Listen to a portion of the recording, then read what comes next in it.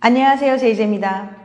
오늘은 가난해서 몸을 팔고 시집도 여러 번 가고 자식까지 있었는데 발탁되어 궁궐에 들어가 연산군의 총애를 받았던 조선판 신데렐라 장녹스에 대한 이야기를 들려드릴게요. 그럼 바로 시작할게요.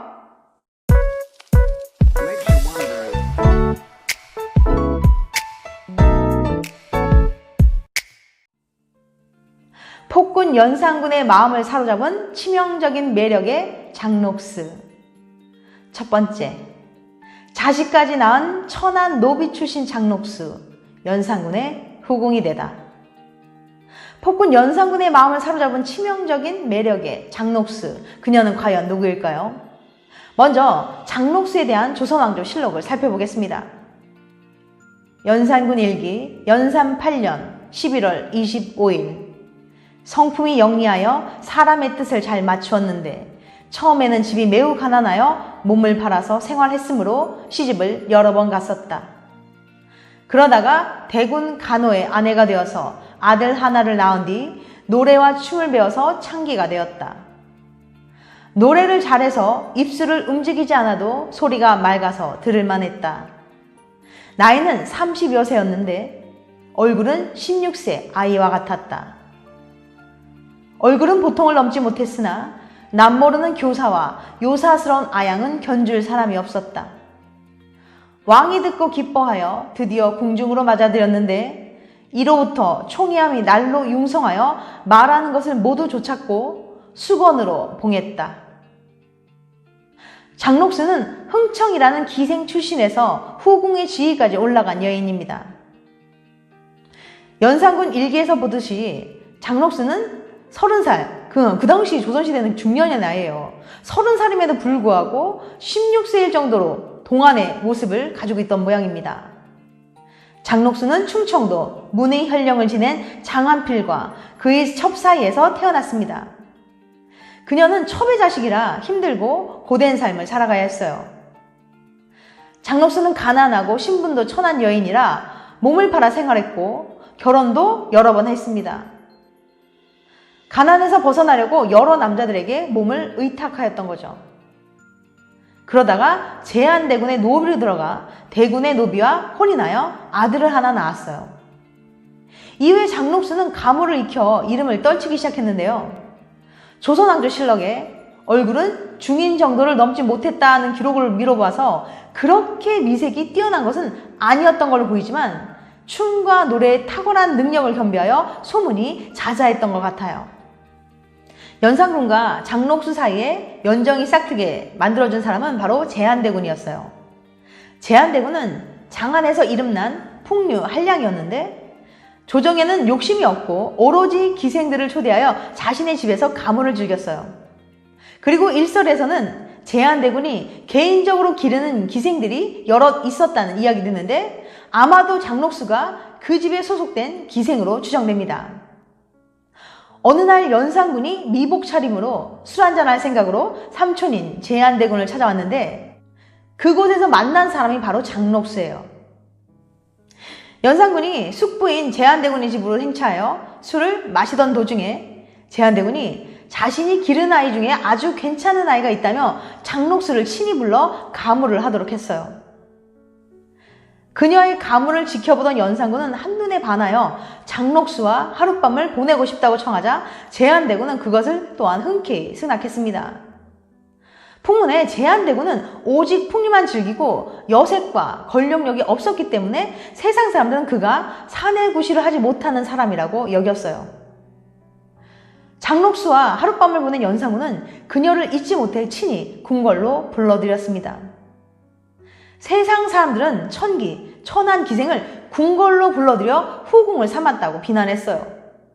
왕실에서도 이 문제를 거론하여 연산군에게 장녹스는 천기이며 이미 시집을 여러 번 가서 가정이 있는 여자라 후궁으로 삼는 것을 반대했어요. 하지만 연산군은 대신들의 반대를 무시하고 장녹스를 종사푼 수건의 풍계를 내렸습니다. 두 번째, 음탕한 역할놀이를 하며 연산군을 홀린 장녹스. 연산군의 후궁이 되었을 때 그녀는 연산군보다 10살이나 연상이었어요. 장록수는 유일하게 연산군을 잘 다룰 줄 아는 여인이었는데요. 천하의 요부인 장록수는 일종의 역할극을 하면서 연산군의 마음을 어루만져 줬습니다.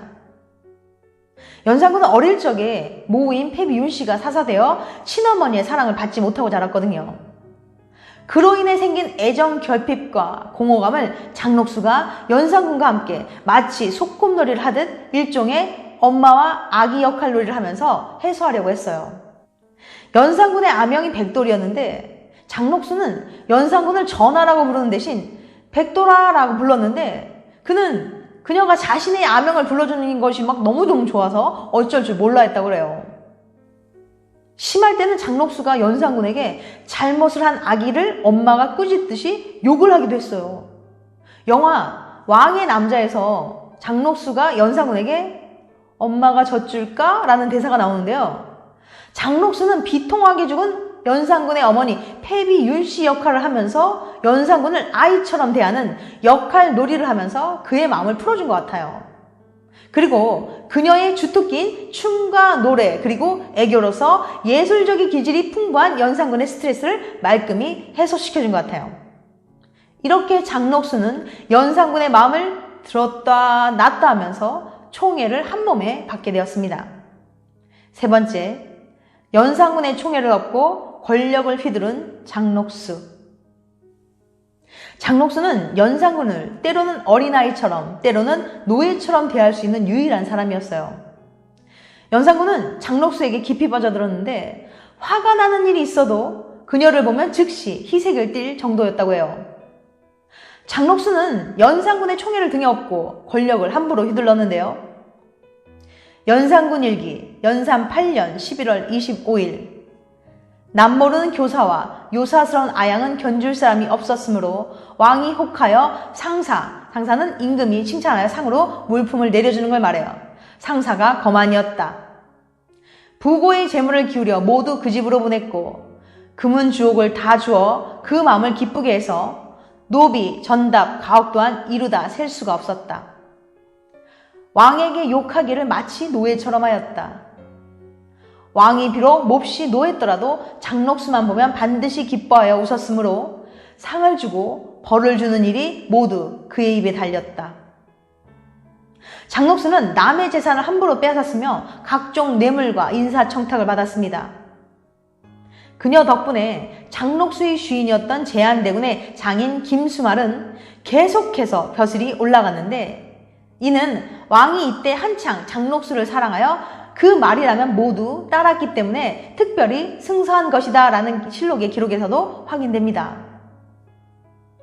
1502년 무렵 연산군이 장록수에게 빠져 나날이 방탕함이 심해지고 포악한 짓을 많이 하자 왕실의 최고 어른인 할머니 인수대비는 크게 근심을 했어요.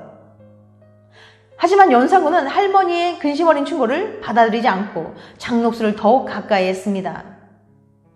장록수는 입궁한 직후인 1502년에 종사품 수건에 봉해졌는데 이듬해에는 종삼품 수경에까지 풍계가 올라갔어요. 장록수는 궁 밖에 사가를 짓기 위해 민가를 헐어버렸으며 용모가 아름다운 여인을 시기하여 하루아침에 죽인 일도 있었는데요. 옥지화라는 기녀는 장록수의 치마를 한번 잘못 밟았다가 차명을 당하기도 했으니 그녀의 권세가 얼마나 대단했는지 엿볼 수 있습니다. 장록수가 입궐하기 전에 승은을 입은 두 명의 궁녀 최전향과 수금비가 있었는데요. 최전향은 궁녀 출신으로 연산군에게 승은을 입었고 수금비는 원래 관노였는데 자색이 고와 연산군의 눈에 들어 승은을 입은 여인이었어요. 당시 장록수는 이 두 여인을 매우 질투했거든요. 그런데 1504년 장록수의 집에 연산군을 비난하는 괴소가 붙었는데 장록수가 최전향과 수금비를 주모자로 몰았어요. 결국 최전향과 수금비는 능지처참을 당하고 그들의 머리는 외딴 섬에 묻게 했어요. 또한 가족들은 죽이고 가까운 친척들도 모두 멀리 귀향을 보냈는데요. 실록에는 이 사건을 다음과 같이 기록했습니다. 연산군 일기 연산 10년 6월 9일 이는 장록수가 참소하였기 때문이다. 두 사람은 모습이 고와서 장녹수가 마음으로 시기하여 밤낮으로 왕을 부추겨 두 사람의 부자 형제를 하루아침에 다 죽였다. 또한 장녹수는 연산군의 환심을 사기 위해서 선왕의 후궁이나 관리들의 아내들까지도 연산군에게 연결시켜주는 일종의 마담뚜 역할까지도 서슴지 않고 했어요. 연산군 일기 연산 11년 4월 12일 사시는 논한다. 왕의 음탕이 날로 심해 족친과 선왕의 후궁을 모아 왕이 친히 잔을 들어 마시기 했다.